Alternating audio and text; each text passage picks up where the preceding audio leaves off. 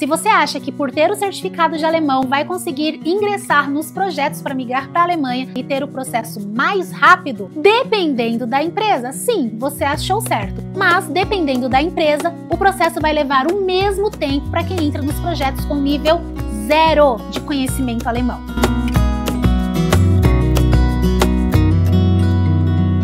Oi gente, tudo bem com vocês? Espero que todos estejam bem. Por aqui eu compartilho o meu processo para migrar para a Alemanha e também o meu dia a dia com o aprendizado do idioma alemão. É muito bom ter vocês por aqui novamente e para quem está chegando agora no canal, sejam todos muito bem-vindos. Nesse vídeo eu quero compartilhar com vocês quais documentos eu recebi do meu atual empregador, tendo eu o nível B1 de alemão, e quais documentos eu não precisei me preocupar por já ter o meu diploma parcialmente reconhecido na Alemanha. Isso porque quando eu fui para a Alemanha trabalhar lá a primeira vez, foi dado também o start para o reconhecimento do meu diploma lá, ou seja, o governo entendeu que eu estava em processo de revalidação do meu diploma lá na Alemanha. E pela minha atual experiência, quem ingressa aí nos projetos com B1 tem um processo sim um pouco diferente no que se diz respeito à entrega e assinatura das documentações. Então vou compartilhar com vocês tudo que eu recebi da empresa, tudo que eu assinei, tudo que eu tive que enviar, tudo que eu não precisei, e a única coisa que eu peço para vocês é já deixar aqui um curtir, porque quanto mais curtidas tiver esse vídeo, mais eu vou entender que esse conteúdo faz sentido para vocês e eu estou de fato ajudando de alguma forma quem está ingressando nesses processos aí com B1, sem B1, não sabe para onde ir.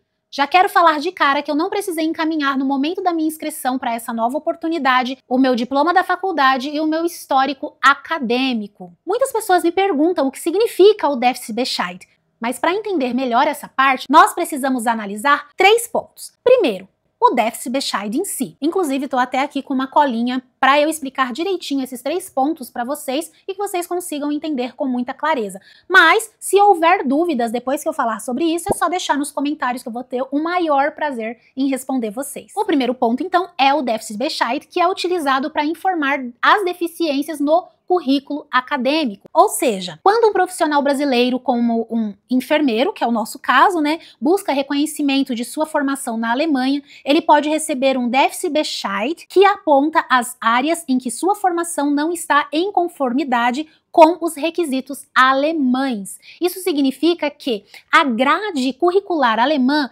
é diferente da nossa. Nós temos muito conhecimento teórico, passamos 5 anos na faculdade, né, estudando, enquanto que eles têm muito mais horas práticas do que teóricas, comparado com a nossa grade curricular aqui no Brasil. E, por consequência, mais experiência intra-hospitalar dentro dos setores. Então, quando a gente vai equiparar essa equivalência, significa que a gente vai ter que suprir esse déficit em alguns setores específicos. Quando a gente encaminha o nosso histórico acadêmico, o nosso certificado de conclusão da faculdade, lá estarão todas as horas que a gente cumpriu entre estágio e horas cumpridas dentro da faculdade. Então, como eles vão analisar essas deficiências? Eles vão pegar lá a nossa grade, equiparar com a deles. Vou dar um exemplo aqui. Eles fizeram 20 horas na psiquiatria. A nossa grade é de 40. Então, eles estão devendo 20 horas em psiquiatria. E assim eles vão fazendo em todas as áreas, até dar um total de horas que nós precisamos cumprir para suprir essa deficiência e equiparar a grade curricular. Existe, claro, a possibilidade da gente conseguir equiparar essa grade curricular cumprindo as horas em um único setor. Em algumas empresas ainda hoje, o candidato precisa passar por todos os setores no qual ele tem déficit em hora ou em experiência ou em ambos os casos. Com o meu empregador atual e até em algumas que eu conheço, esse déficit que eu tenho, né, com a grade curricular será equiparado num único setor, mas eu tenho a possibilidade também, caso eu não me identifique com o setor,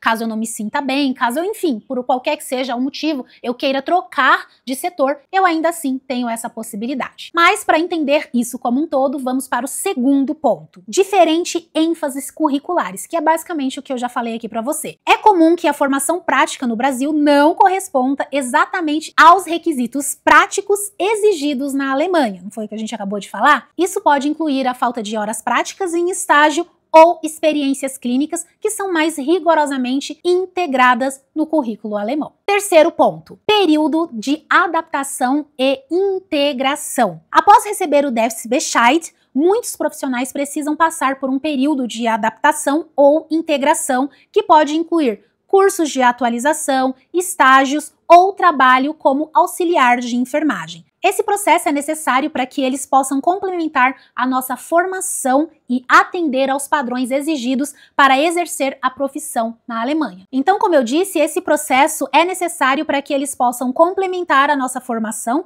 e atender aos padrões exigidos para exercer a profissão na Alemanha. Entendido isso, vamos às documentações que a empresa me enviou, lembrando que eu já tenho B1, que eu já dei entrada nas minhas documentações lá na Alemanha. Quando eu me inscrevi para esse processo lá em Bad Wildung, no estado de Hessen, foi solicitado o currículo. Por já ter dado entrada no processo uma vez, eu tinha sim o currículo em alemão, mas na época eu não achei e acabei enviando o currículo em português. E essa empresa pegou o meu currículo em português, traduziu para a versão alemã para encaminhar para a recrutadora. Não demorou muito tempo depois da minha inscrição, depois da entrevista com o meu recrutador, de ter passado, enfim, no processo para receber o meu contrato de trabalho. Esse contrato que eu recebi agora é um contrato mais específico, um contrato mais abrangente, onde tem não só as responsabilidades do contratado e do empregador, como também carga horária, manhã, tarde e noite, horas extras, salário total, salário líquido, valor que nós teremos que pagar pelo alojamento por tanto tempo, se é individual, se não é individual, assim, muito completo. Como eu já participei de outros processos, vocês sabem, né? Como nós estamos aqui no Brasil e eles precisam movimentar as nossas documentações lá na Alemanha, é de praxe a gente assinar uma procuração para que eles possam dar entrada na movimentação dessas documentações lá na Alemanha. Então, assinando essa procuração, eu autorizo que eles me representem legalmente diante dos órgãos alemães. A gente recebe também informações sobre a solicitação de dispensa do teste de equivalência, ou seja, não haverá exames probatórios onde eu tenha que provar por meio de provas práticas, prova oral e prova teórica as minhas competências na época da faculdade. Imagina o transtorno. A gente iniciando ali todo o processo, né, de reconhecimento para revalidação do diploma e ainda tendo que passar por essa parte. Ainda bem que a gente não precisa fazer isso, então aceitar essa dispensa para fazer esse teste é a melhor opção. Outro documento importante é a declaração de reconhecimento profissional anterior. Para quem entra aí com B1 nos projetos, tem que saber que não pode omitir essa informação nesse momento. Assinala que sim, você já participou de projetos para o reconhecimento do diploma lá na Alemanha. Eles também precisam de um pedido de autorização para o uso do título profissional na profissão de enfermagem, né? Nesse pedido também consta que já foi apresentado em meu nome um pedido de reconhecimento profissional e em outro estado. Eu sempre falo para vocês que a recrutadora que eu estou atualmente é a Heltland Consult, mas na verdade a recrutadora é a Alfa. A recrutadora Alfa contrata os serviços de consultoria da Heltland Consult. E o que essa empresa de consultoria faz para a recrutadora? Ela pega ali a oportunidade de trabalho, dispara essa oportunidade para os candidatos entram em contato, faz esse processo inicial de mandar documentação, currículo, etc. Eles traduzem o que precisar traduzir para o alemão, sem custos, orienta totalmente o candidato sobre o processo e aí a gente faz a primeira entrevista. A gente conhece também quem está por trás da recrutadora, que no meu caso, como eu disse, é a Alfa, e o nosso futuro empregador. Então, a Heltland Consult é a ponte entre o nosso empregador e essa recrutadora. A recrutadora, por sua vez, vai ter um papel muito importante em esclarecer todos os pontos e todos os passos importantes do nosso processo, desde o momento em que a gente ingressa nesse projeto até a finalização do nosso reconhecimento. E o que eu achei muito legal da Alfa é que eles mandaram um documento pra gente contendo 27 páginas explicativas sobre a mediação, tais como princípio, política de privacidade, proteção de dados, gestão de reclamação, níveis de escala do profissional e fluxo do processo. Ou seja, quaisquer dúvidas que a gente tenha ainda referente ao processo, no momento que nós estivermos lá na Alemanha, cada passo que nós vamos dar em cada passo do processo, a gente pode recorrer a esse documento. Inclusive, é um outro documento que eu precisei assinar para encaminhar para eles, porque eu assinando, eu informo que eu estou ciente de tudo que está descrito ali. Depois de ter assinado e datado bonitinho todas essas documentações com orientação da empresa de consultoria Heltland, porque, gente,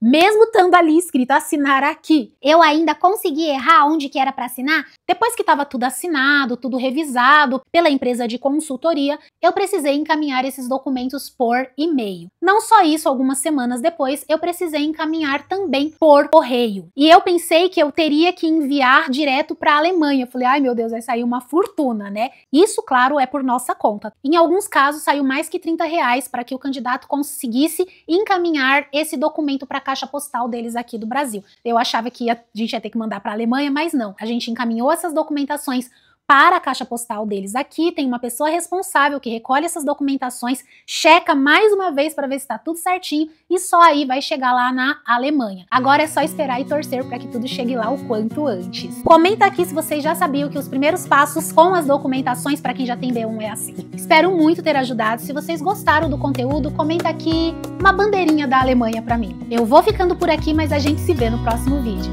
Tchau!